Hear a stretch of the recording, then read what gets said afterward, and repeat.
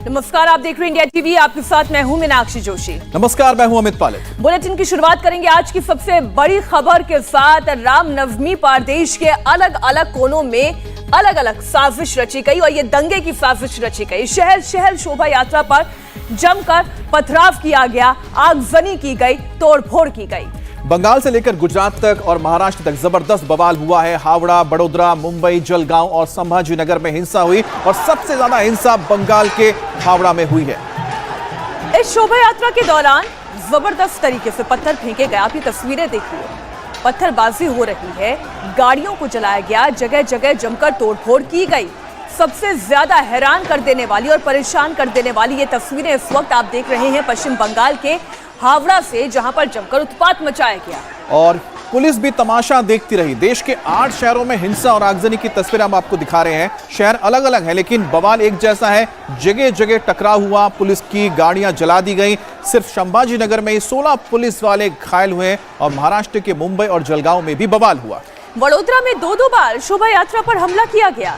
तस्वीरें हम आपको दिखाते हैं। पश्चिम बंगाल, गुजरात, महाराष्ट्र, उत्तर प्रदेश, अलग अलग शहरों में किस तरीके का हंगामा खड़ा हुआ। एक सबसे पहले तस्वीर आप देखिए हावड़ा की, जहां पर इतनी बड़ी संख्या में लोग सड़कों पर उतर आए, पत्थरबाजी करने लगे। इनकी मंशा स्पष्ट थी, दंगा फैलाना है।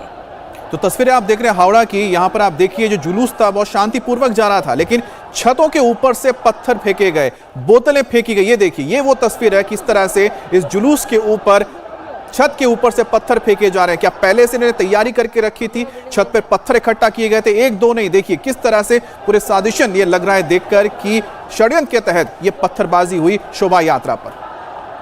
और आपको बता दें, हावड़ा का जो इलाका पड़ता है बहुत ही संवेदनशील है, क्योंकि हर बार यहां पर इसी तरह के हालात पैदा होते हैं। उसके बाद भी पुलिस की तैनाती इतनी कम क्यों थी और पुलिस कहां थी जब ये हालात बन रहे थे? तीसरी बात यह है कि इस इलाके में जब पता है कि एक मुस्लिम बहुल इलाके के पास से शोभा यात्रा गुजरेगी, परमिशन मिला हुआ था, उसके बाद भी यहां पर सिक्योरिटी पहले से क्यों नहीं थी?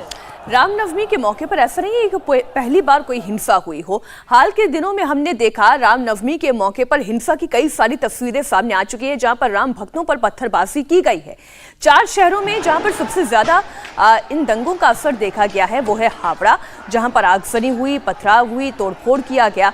दूसरा शहर है जलगांव, जहां पर शोभा यात्रा पर पथराव किया गया। वहीं वडोदरा में भी शोभा यात्रा जब निकाली गई तो मस्जिद से पत्थर बरसाए गए।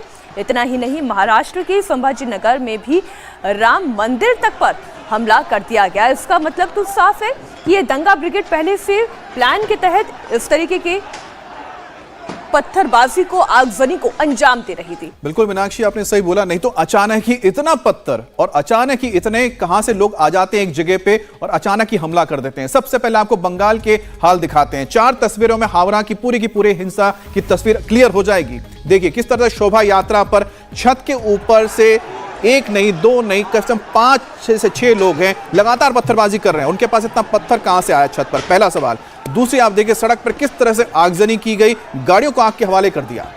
पब्लिक प्रॉपर्टी को नुकसान पहुंचाया गया, प्राइवेट प्रॉपर्टी को नुकसान पहुंचाया गया। दंगाइयों की फौज के सामने पुलिस भी बेबस नजर आई।